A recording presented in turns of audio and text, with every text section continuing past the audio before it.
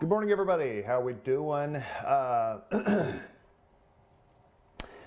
been a little under the weather, so I'm gonna do my best to be entertaining and knowledgeable today. So if you excuse me.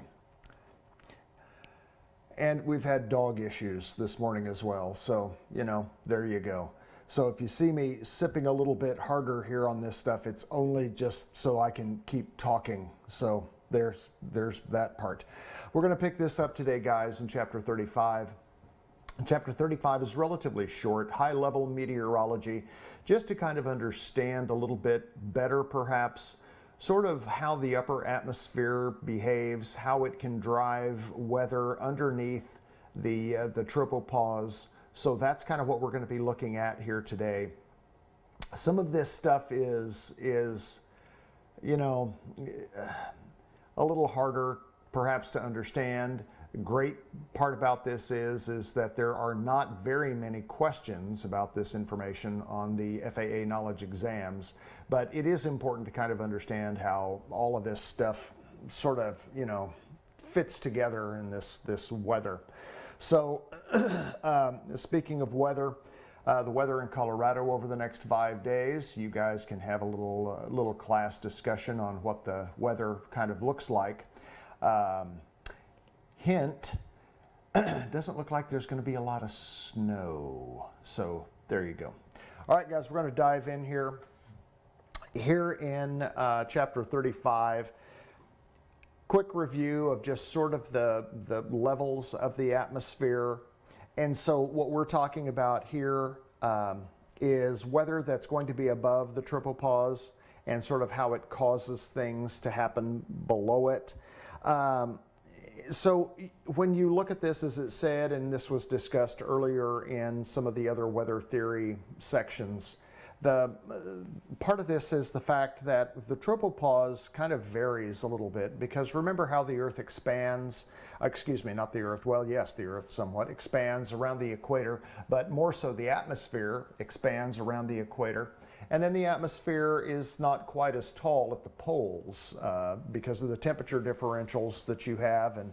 And you know, as warm air expands, cold air contracts. That's sort of why you get this kind of this elliptical pattern as opposed to just one round spherical pattern around the Earth.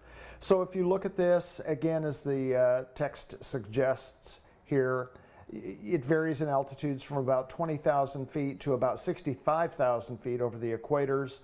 Normally in the mid-level latitudes, which is what's referred to kind of in our neck of the woods, is around 37,000 feet. And again, this kind of varies somewhat on a seasonal basis.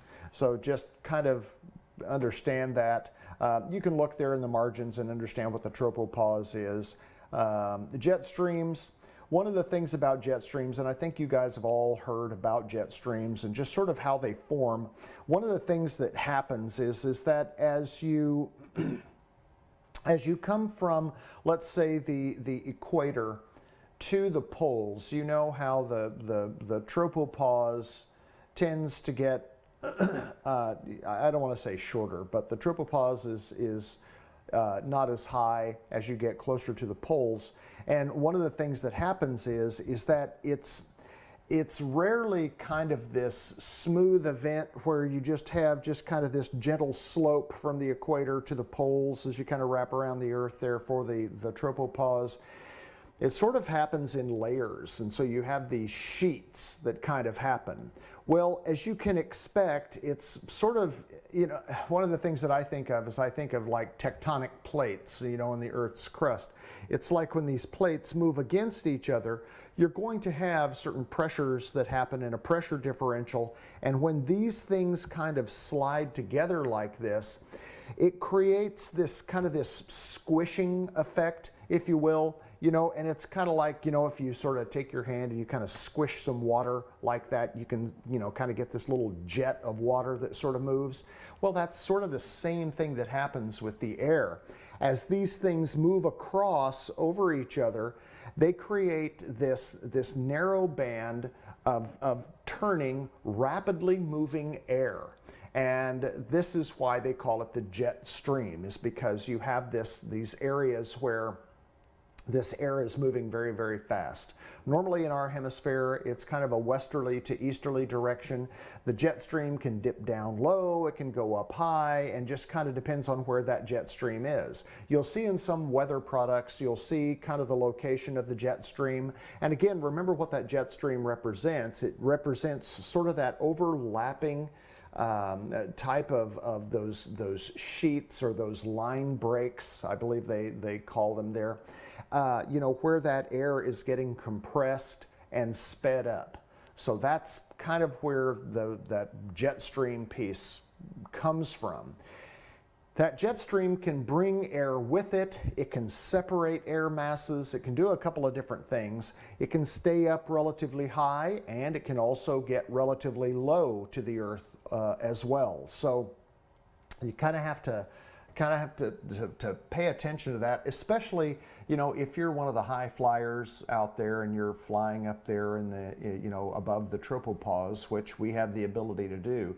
So that's kind of one of the things that you know, the flight planners for flight departments, etc., they kind of have to watch. So in some cases for routing, in some cases for altitude selections, things of that nature. So this back here, looking at figure 35.1, you can kind of see what I was talking about there. Here, you know, you can look at that as well. And moving along here, you know, how many of you have ever seen some of these clouds that you'll see this nice peaceful looking cloud deck above you, and then all of a sudden, kind of like right in the middle or at the edges, you see sort of where the air is being disturbed through here, and you look at this. This can be an example of how a jet stream is affecting these high cirrus clouds above us here. And you can kind of see that movement through this cloud pattern, which is, you don't see that a lot, but it does happen. And as I mentioned before, the jet streams, these are relatively narrow bands, you know, relatively speaking. And if you look at this, you know, 5,000 feet thick, so it's less than a statute mile, excuse me, yes, less than a statute mile. It's also less than a nautical mile thick. And so generally they look at these as, you know, 50 knots or greater. You can have them higher than 100 knots, and in some cases pushing 200 knots, sort of just depends on kind of where you are. Clear air turbulence near these jet streams, if you just kind of think about, you know, that movement through the atmosphere, of course, there's always the chance of you getting some kind of a little lumpy ride anywhere near, you know, north, south, above, below the jet stream there, as it kind of sort of creates that turbulent air piece.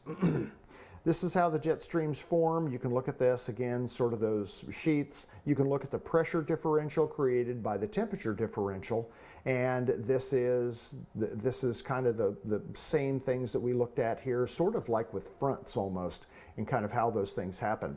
And in fact, if you kind of think about the phenomenon of a roll cloud that can form sort of on the lee side of mountains, it's not quite the same thing as a jet stream because that air is not moving, but that core is formed from that compression of things and that turbulent nature. This is sort of the same thing, not quite, but it's just visual evidence of kind of what can happen when you have this temperature differential and this compression. So you can look at 35.4 and clouds at high levels.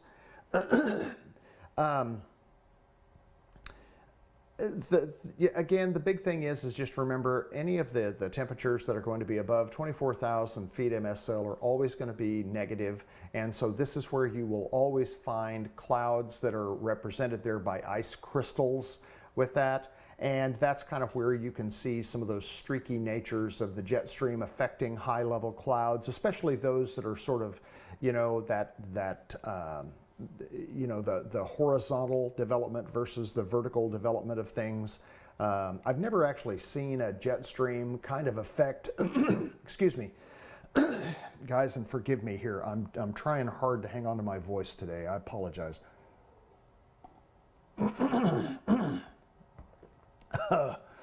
So I've never actually seen that happen, but I mean, certainly, you know, it could. But that's just kind of one of those things where the jet stream pieces, again, kind of delineating air masses sort of here in the mid-latitudes with this. I wanted to tell you and share one story with you, and this was actually one night in New Mexico, and I had gone out, and for my recency of experience, I was working on my night landings because I had a flight coming up where I was going to be carrying passengers at night, and I needed to get my landings in the you know, that 90-day window that we have, and I just needed to redo it. And so it was in a Cessna 172, and the winds there at Double Eagle Airport, KAEG in Albuquerque, it's completely calm. It's just a dead calm night, and it was one of those things go, oh wow, I picked the right night to go up and do this, and I'll get up, knock out my landings and stuff, and get on about my business. And so everything was uneventful, taken off, everything was great. And then at about 200 feet off the deck, I kind of started to notice a little bit of lumpiness. And I thought, well, that's kind of odd, considering just how calm it was on the ground. And then the next thing I know is that I'm looking at my instruments on my climb out to reach our safe altitude of 500 feet AGL before I turned my crosswind leg. And I noticed I'm getting blown around here, because I looked at my instruments there. I took my eyes from my engine instruments and I looked at my primary flight display where we had the wind inset in there, and out of the south was like this big wind, and all of a sudden here I am at less than 500 feet and it's showing 35 knots. And I'm like, well, that can't be right. And then I kind of start to notice around me that I was really getting blown off course because I was looking at the lights down there. And so I make a wind correction angle as I'm turning left crosswind coming out, because I was taking off on runway 22. I'll let you guys draw the pictures here later. Taking off on 22 and then turning crosswind, a left crosswind, sort of toward the south. And it was like, what the heck? And I looked at my airspeed. My airspeed was right, but I was showing a ground speed of under 30 knots. And I'm like, what is going on? I get up to traffic pattern altitude and I turned left downwind, and I realized that I was having to put a crab angle in of almost 45 degrees to hold my ground track on the downwind. And I asked the tower, I said, tower, say again winds, and they said winds calm. And I replied, I said, well, not up here, they're not. And he asked what was going on. It was a slow night. And I told him what was happening. And he says, you're kidding. And I go, I'm not kidding. So then I turn around and I'm thinking, you know, have I just taken off just like right here before this big frontal passage or something? And now, you know, I'm going to be in trouble here maybe. And then flying my downwind, everything here, and I'm pointing on my downwind just kind of southeast, which I shouldn't have been. I should have been pointed northeast. And then I turn on my base leg, then I turn final, and then as I'm turning final, I'm crabbed into that wind off to the left, and then as I start to get lower and lower and lower to the ground, it just lets go. And I get within 50 feet of the ground and it was completely calm. I make my landing to a full stop, taxi back, take off again, same thing. And I said to the tower again, it was like, you know, what the heck, what's going on up here? And he goes, you know, I'm not 100% sure, let me make a phone call. Well, you know, after I got everything in and shut down and everything, I called the tower. These guys, you know, they were there on the field with our school there at Sam's Academy. And I called the tower and I said, did you find anything out? And he goes, yeah. He said, I called the meteorology department there at the Denver Center, and he said that we have a low jet stream activity, which can happen at night, I found out subsequently, is that at nighttime, that jet stream can actually dip down and get a lot closer to the Earth than it is up high. And it's just like one of these crazy, weird phenomenon that happens occasionally. But it was one of those things that just really kind of got my attention, because here again in the forecast, here again in the winds aloft, all of this stuff, there was nothing that said anything about that, and yet here it was. So it's one of the things that makes flying challenging, is because when we talk about your operations in a very dynamic environment, we're not kidding. So it's that type of thing where you just constantly have to be ready for anything. And it's one of the things that makes it not just challenging, but also makes it, to me, interesting. And it's that thing where you just always have to be on your game. So, you know, it's just one of those weird deals that happened. But, you know, if it's a weird deal that happens, you know, it's going to happen to me. So there you go. So now, you can take a look here and, you know, look at all 4 of those questions on that chapter. And now we're going to get into the final chapter of the weather, which is weather reports and forecast. Before I say that, let me make sure I'm not making a liar of myself here. Yes, the final chapter. Now I want you to look at this here. We have gone through 6 chapters, 1, 2, 3, 4, 5, 6. This is the 7th, which is weather reports and forecasts. We are going to spend more time on this chapter than the previous 6 chapters combined.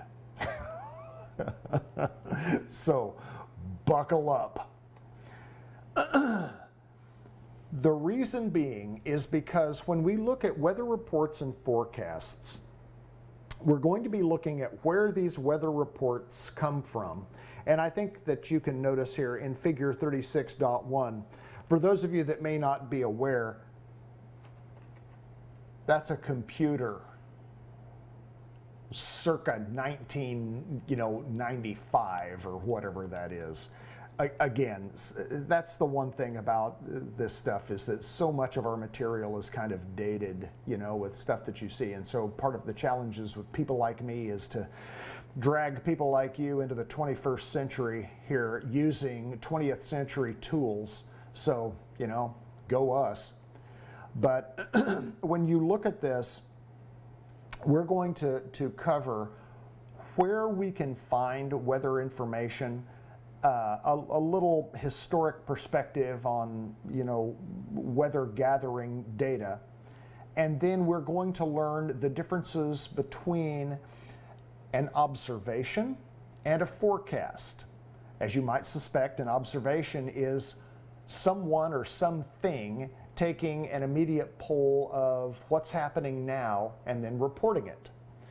So that's an observation, and that observation can be made by a human, it can be made by a machine out there on the field, but that's like an observation. Then you have something that we call a prognostication.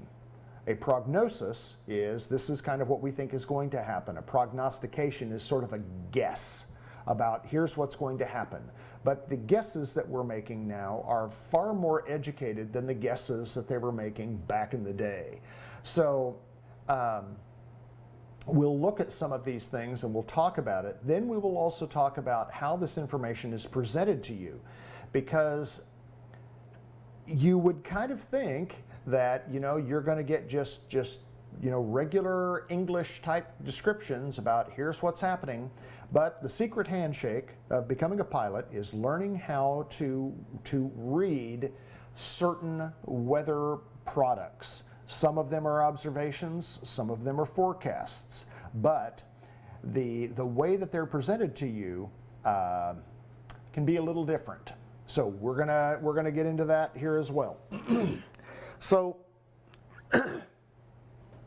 one of the things that a pilot clearly needs to do is to make herself or himself kind of aware of weather. And so you would never launch before you got a decent weather report. Even if it's just out there in the traffic pattern and you're out there doing a little target practice, you're going to do at least a cursory look at just your localized weather within your aerodrome to kind of understand what's happening there, what you might expect to happen over the next hour if you're going to be up there and just doing some touch and goes or whatever it may be.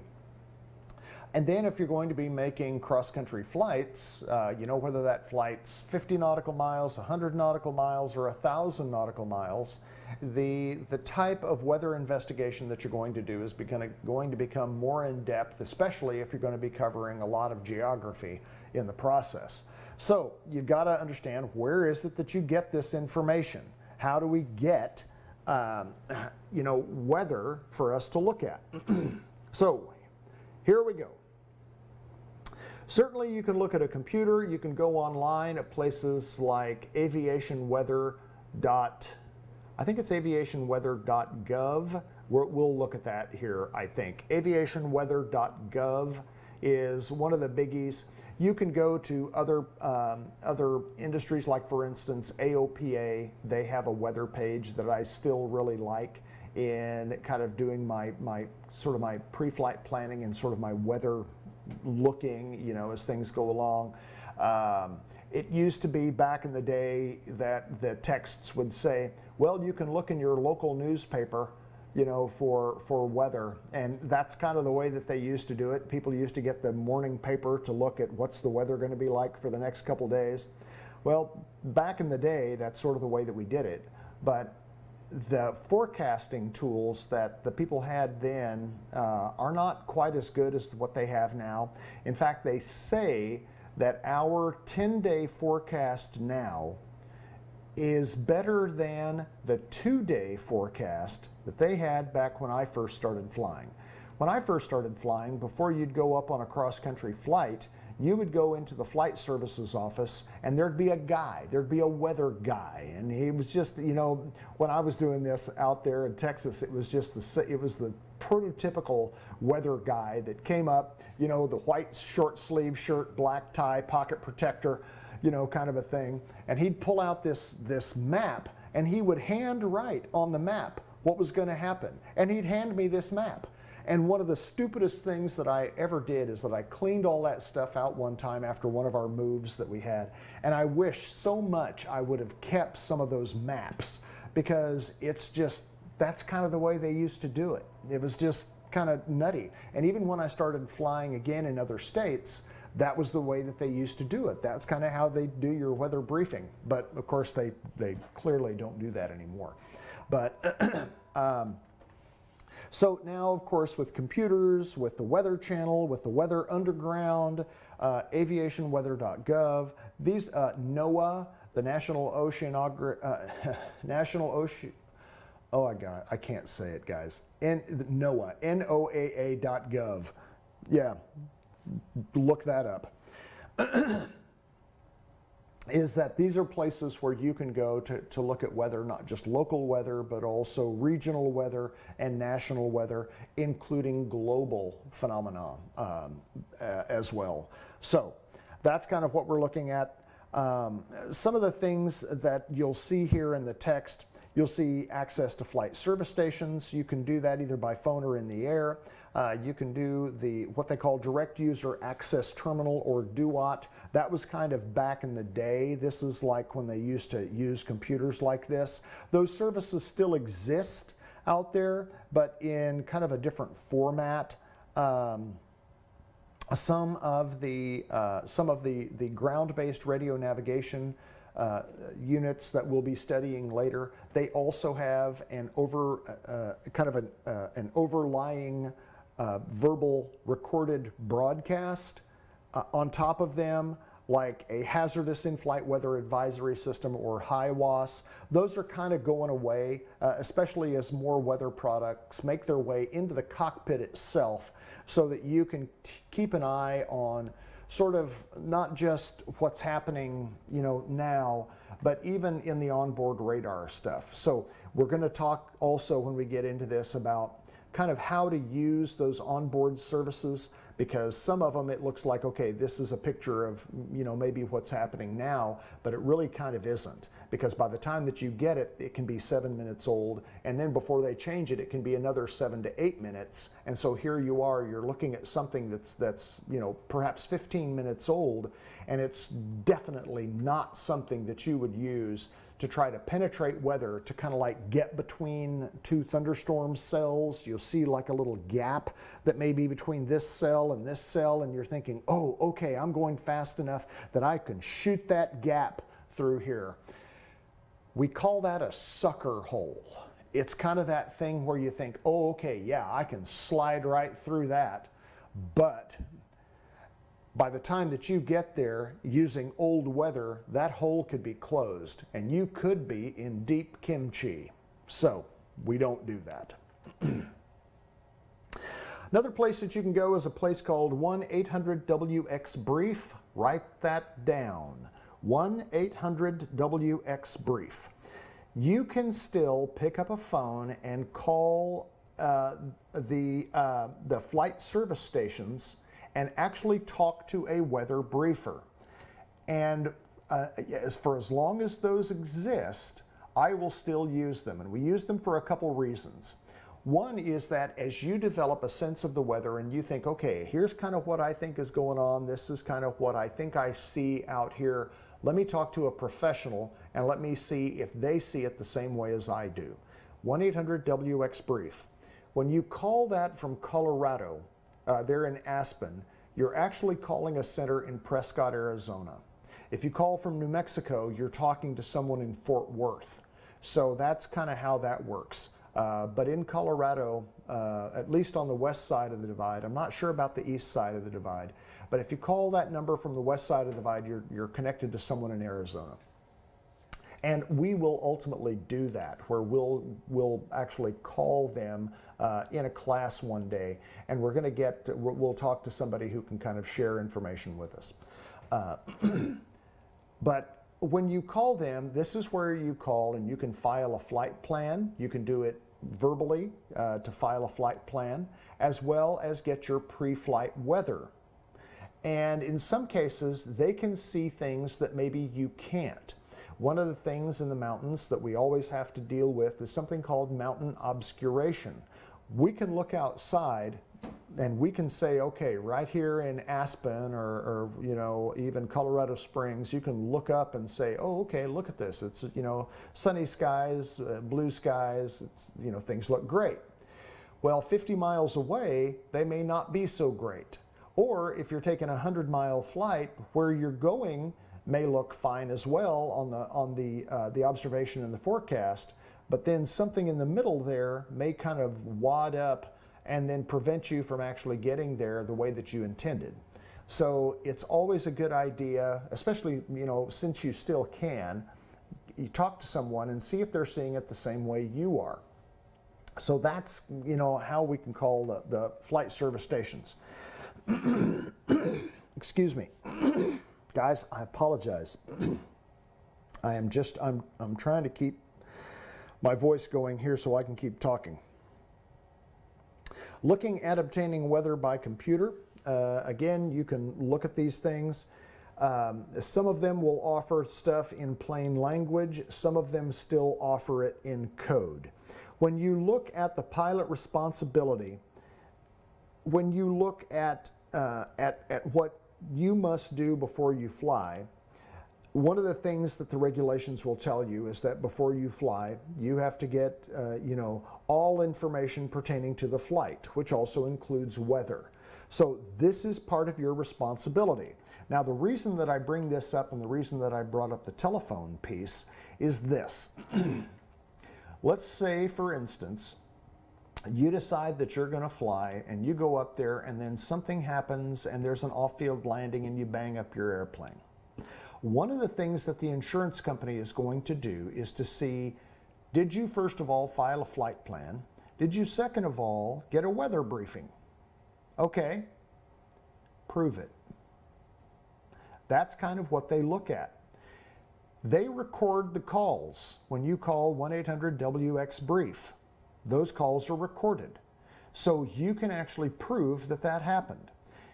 It's a little bit more questionable about proving that you did a weather report or a weather briefing if you do it by computer where someone is not watching. Now, you can actually go back and prove, perhaps, that you went onto one of these service sites and you pulled something or you printed something or you read something, but it's always a good idea to have some way to prove it. Because again, remember, it's not just about the skills necessary to fly. It's being able to do it legally. And when you look at the requirements that the FAA mandates, you've got to be able to kind of prove it. So, did you print something off that you can look at there as well? Did you highlight certain sections? Did you kind of, one of those things? For flight, you can actually pull a weather briefing and you can look at this. I can't tell you this for sure, but I'm told anecdotally that it can actually tell how long you spent looking at the page if you're dialed into ForeFlight. Guys, I don't know, and I don't want to take this, to the ridiculous side of things. But again, it's a good idea to be able to prove that you got a weather report and that somebody else noticed that the weather was the way that you thought it was. Because if something happens from a visibility standpoint and there's some kind of an accident, that's one of the things that they're going to look at, and they may not pay your insurance claim. So, throwing that out there. So, you can look here at that, the pilot responsibility paragraph. Big picture from TV, newspapers. This is kind of where you can go in here, Weather Channel. Oh, look, there are these things called cable television systems. How odd. To kind of look at this, remember, we want to keep a rolling 5-day forecast in our heads. So, for instance, right now in Aspen, what they're calling for as of 6 o'clock this morning is for basically a week of fair weather. There's a high ridge aloft that is kind of keeping other types of snowy weather out of the forecast for a while. And it looks as though that not only is it going to be clear, but it's going to be, for this time of year, relatively warm. I mean, temperatures are going to be in the 40s, if not the high 40s, and probably down valley, they're going to have temperatures in the 50s. So just kind of keep that in mind. You want that rolling 5-day forecast. And so this is one of the reasons why, is so that you can kind of stay tuned to kind of what's happening in the world of weather. I understand right now, eyes are rolling and you're going, oh my gosh, weather, yeah, that's exciting. And I never really did have the appreciation for weather as I did when I began instrument flying. VFR weather, it's pretty cut and dried. You can't fly through a cloud. If I can't see, I can't go. But in instrument weather, now you can, but should you? And that's where you really start getting a little bit more of an appreciation for, what's happening atmospherically. So again, big picture stuff, television, newspapers. I guess they still make newspapers. I don't know. Specific aviation briefings. These are things that you call, when you call to get a briefing at 1-800-WX-BRIEF, I'd like a standard weather briefing, and with that they give you the full Monty. If they tell you in that briefing, mountain obscuration, VFR flight not recommended, what happens if you go fly an airplane after somebody from the Flight Service Center says to you on a recording, VFR flight not recommended? Good luck. Because again, it's not necessarily that you couldn't make that flight, but if something were to happen, you're going to get hung out to dry. And that's just not a place that you want to be. So let's say that it is, but then the guy is kind of like saying, but it looks like it's probably going to clear off. Okay, I'm going to sit it out and I'll call you back in an hour. Well, if you call back in an hour, tell them who you are and your airplane tail number. They have that on record. And then you can say, I would like to get an update. just an update briefing. How are things looking now? So that they don't have to go back through the whole Monty, but they can just kind of give you the pertinent parts to see, you know, am I a go, no go? So that's a way that they can do that as well. So just kind of keep that in mind. Let's go back here. Figure 36.2. This is kind of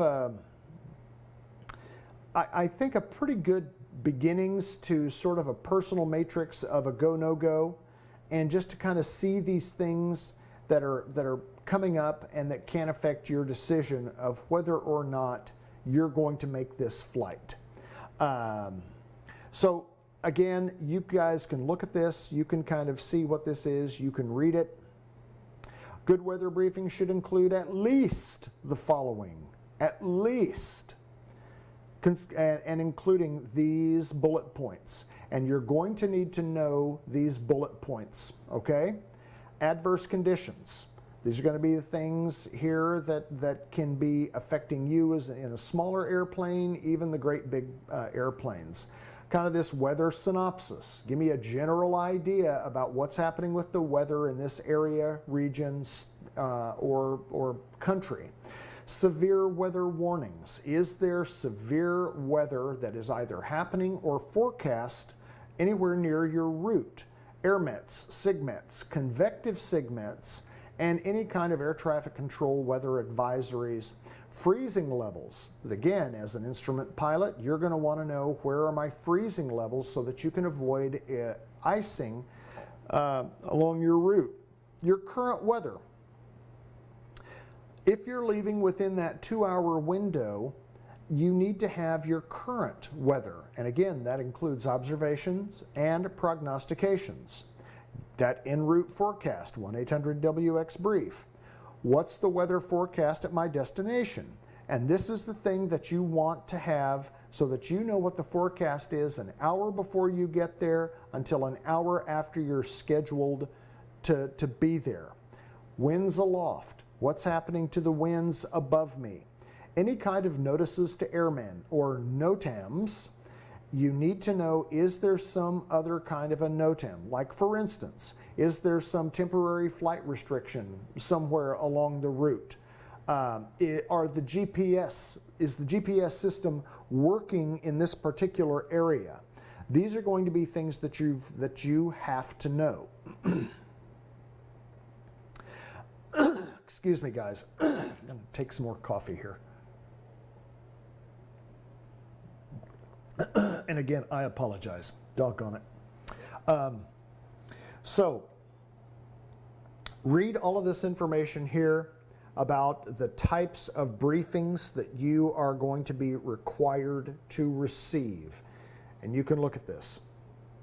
So now, how do we get the weather reports? So when we look at weather, and we will certainly do that here coming up in the next class, the next section of this class, we'll look at some of the weather products that are out there. You have weather reports, and so now they're going to start showing you these maps. It is important that on these maps, you know what kind of maps they are, what kind of information does it give me? Why am I looking at this map? What kind of just special info am I going to glean from these lines and colors, perhaps, on this piece of paper?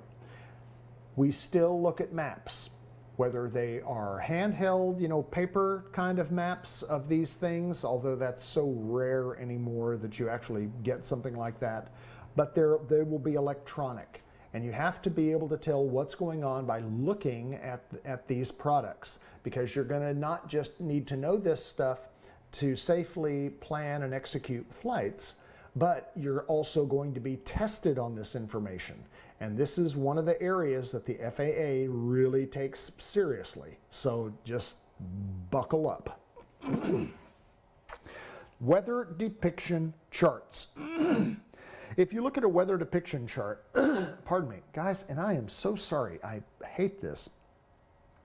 But if you look at these weather depiction charts, This is kind of this general quote-unquote broad brush snapshot of like actual weather. And it shows fronts. It shows a report. It's one of those things that they can say at this moment in time when I took this snapshot, this is what was happening, okay?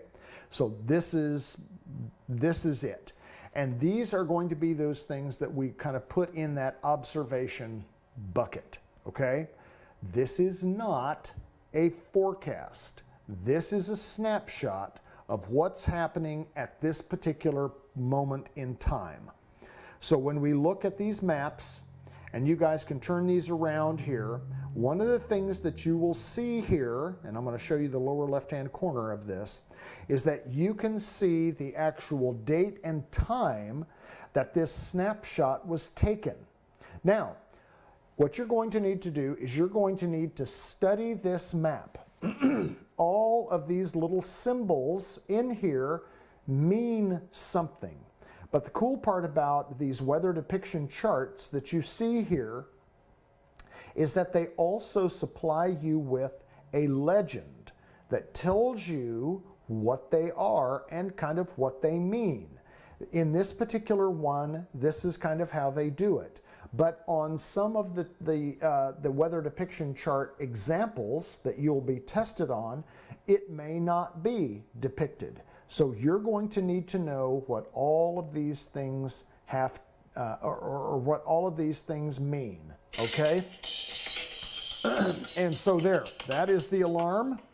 And so that is going to be the end of the first section. And so we're going to pick this up again here in chapter 30, what is it, 36? Chapter 35, 36? Hang on. In chapter 36, we're going to pick this up again in chapter 36 here in just a minute, okay? So, with that, guys, we'll come back to you here in just a little bit. Have a great day.